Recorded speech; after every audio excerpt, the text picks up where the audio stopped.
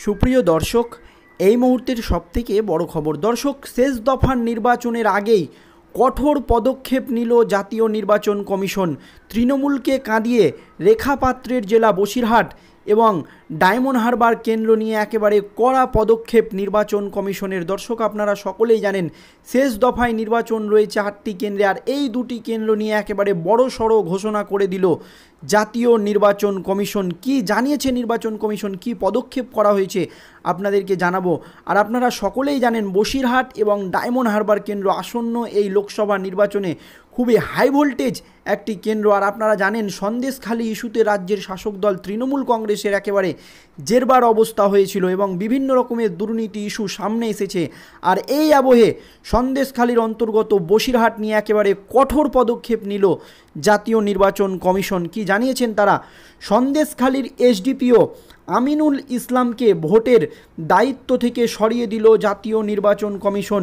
সন্দেশখালীর এসডিপিও, যিনি শাসক দলের ঘনিষ্ঠ বলে সূত্রের খবর, তাকে একেবারে নির্বাচনের সমস্ত রকম দায়িত্ব থেকে সরিয়ে দিল জাতীয় নির্বাচন কমিশন। এছাড়াও আরও 2 পুলিশ কর্তাকে তাদের দায়িত্ব থেকে সরিয়ে দেওয়া হয়েছে নির্বাচন কমিশনের তরফে। ওই তালিকায় রয়েছে সুন্দরবন পুলিশ জেলার পুলিশ সুপার ও বরাহনগর থানার আইসি। মঙ্গলবার জোড়া বিজ্ঞপ্তি জারি করে এই কঠোর পদক্ষেপের কথা জানিয়ে দিয়েছে জাতীয় নির্বাচন কমিশন।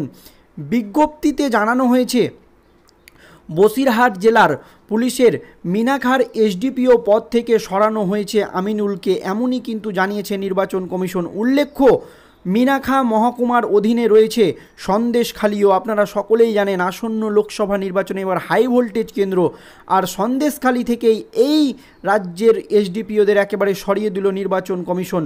বর্তমানে সন্দেশখালীতে রাজ্য রাজনীতিতে চর্চার বিষয় আপনারা সকলেই জানেন।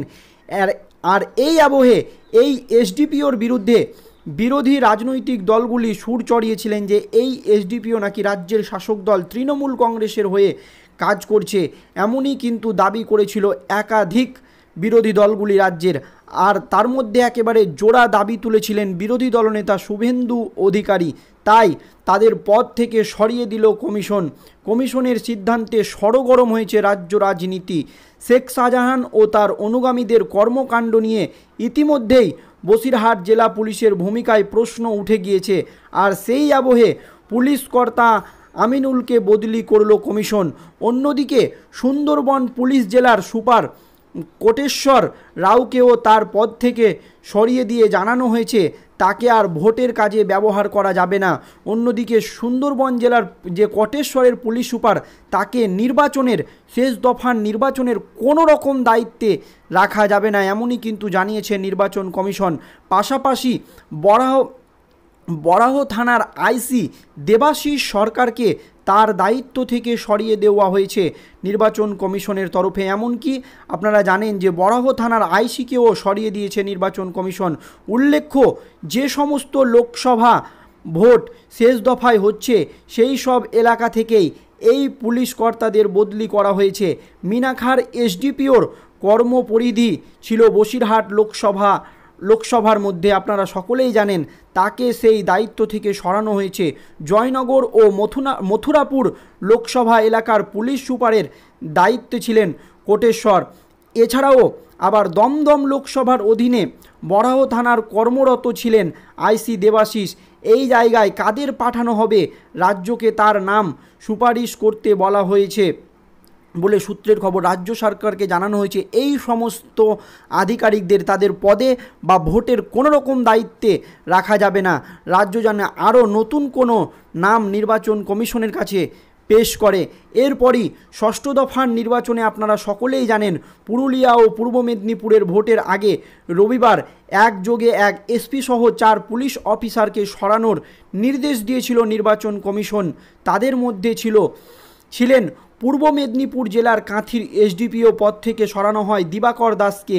ওই জেলার পটাশপুর থানার ওসি রাজু কুণ্ডুকে নির্বাচনের কাজ থেকে সরিয়ে দিয়েছিল কমিশন। সঙ্গে কমিশন ভূপতিনগর থানার ওসির কাজেও সন্তুষ্ট ছিল না, তাই ওই থানার ওসির পদ থেকে তাকেও সরিয়ে দেওয়া হয়।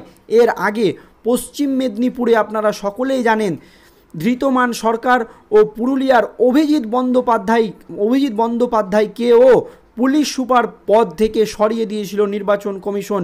পুলিশ সুপারদের সরিয়ে দেওয়ার পর নিজের এক্স স্যান্ডেলে গর্জে উঠেছিলেন তৃণমূলের সর্বভারতীয় সাধারণ সম্পাদক অভিষেক বন্দ্যোপাধ্যায়। আর এই বদলির পরই একেবারে ক্ষেপে উঠেছেন তৃণমূলের সাধারণ সম্পাদক অভিষেক বন্দ্যোপাধ্যায়। তিনি লিখেছেন যে রবিবার বিজেপি নেতা সমিত মণ্ডলকে হিসাব বহির্ভূত নগদ 32 লক্ষ টাকা সমেত ধরে জেলা পুলিশ। তাকে প্রধানমন্ত্রী মোদির সভামঞ্চেও দেখা গিয়েছে। আর ওই জেলার এসপিকে সোমবার বদলি করে দিল নির্বাচন কমিশন। এটাই মোদির গ্যারেন্টি, ধর্ষক এবং দুর্নীতিবাজদের সুরক্ষিত আশ্রয়স্থল, এমন কিন্তু কটাক্ষ করেছেন তৃণমূলের সাধারণ সম্পাদক অভিষেক বন্দ্যোপাধ্যায়। তবে এতে কোনো কর্ণপাত করেনি নির্বাচন কমিশন। তবে এপ্রিল মাসের গোড়ায় সোনারপুর দক্ষিণের তৃণমূল বিধায়ক লাভলি মৈত্রের স্বামী সৌম্য রায়কেও তার পদ থেকে সরানো হয়। কমিশনের তরফে সৌম্যকে সরানোর কথা জানিয়ে রাজ্যের মুখ্য নির্বাচনী আধিকারিককে চিঠি দেওয়া হয়েছিল। তাতে বলা হয়, অবিলম্বে আইপিএস সৌম্যকে কলকাতা পুলিশের দক্ষিণ পশ্চিম বিভাগের ডিসি পদ থেকে সরিয়ে কোনো অনির্বাচনী পদে রাখতে হবে, এমনই কিন্তু জানিয়েছিল নির্বাচন কমিশন। তাকে যে পদ বদলি করা হবে তার সঙ্গে নির্বাচনী প্রক্রিয়ার কোনো সম্পর্ক থাকবে না, এমনই কিন্তু জানিয়ে দিয়েছিল পরিষ্কার নির্বাচন কমিশন। আর এবার কলকাতায় রাজ্য পুলিশের বদলি নিয়ে নির্বাচন কমিশনকে ধারাবাহিকভাবে আক্রমণ করছে তৃণমূল। তা সত্ত্বেও সেই বদলি নীতি থেকে সরেনি কমিশন। তাও মঙ্গলবার আবারও একবার বুঝিয়ে দিল তারা যে আসন্ন এই লোকসভা নির্বাচনে কোনো রকম ছাপ্পা বা দুর্নীতির জায়গা নেই। তাই আসন্ন লোকসভা নির্বাচনে আপনারা সকলেই জানেন বসিরহাট কিন্তু এবার খুবই গুরুত্বপূর্ণ কেন্দ্র এবং বসিরহাটে বিভিন্ন জায়গায় গণ্ডগোলের সৃষ্টি হয়েছে এবং শাসক দলের নেতামন্ত্রীদের বিরুদ্ধে একাধিক অভিযোগ সামনে এসেছে যে ভোটারদের প্রভাবিত করার মতো অভিযোগ। আর সেই ধরনের ঘটনা যাতে না ঘটে সেই জন্য একেবারে আসন্ন লোকসভা নির্বাচনে 2-1 দিন আগেই এই সন্দেশখালি নিয়ে কঠোর পদক্ষেপ নিল নির্বাচন কমিশন এবং রেখাপাত্রের জেলার এসডিপিও আমিনুল ইসলামকে ভোটের দায়িত্ব থেকে সরিয়ে দিল নির্বাচন কমিশন। এছাড়াও আরও 2 পুলিশ কর্তাকে তাদের দায়িত্ব থেকে সরিয়ে দেওয়া হয়েছে। ওই তালিকায় রয়েছে সুন্দরবন পুলিশ জেলার সুপার এবং বরাহ থানার আইসি। মঙ্গলবার জোড়া বিজ্ঞপ্তি জারি করে এই সিদ্ধান্তের কথা জানিয়ে দিয়েছে নির্বাচন কমিশন এবং যাদেরকে এইখান থেকে সরানো হয়েছে তাদেরকে কোনো রকমের ভোটের দায়িত্বে রাখা যাবে না, এমনটাই কিন্তু জানিয়েছে। তাদের অনির্বাচনী কোনো কাজে লাগাতে হবে, কিন্তু ভোটের কোনো রকম দায়িত্বে এই সমস্ত আধিকারিকদের রাখা যাবে না, পরিষ্কার জানিয়ে দিয়েছে নির্বাচন কমিশন। ধন্যবাদ।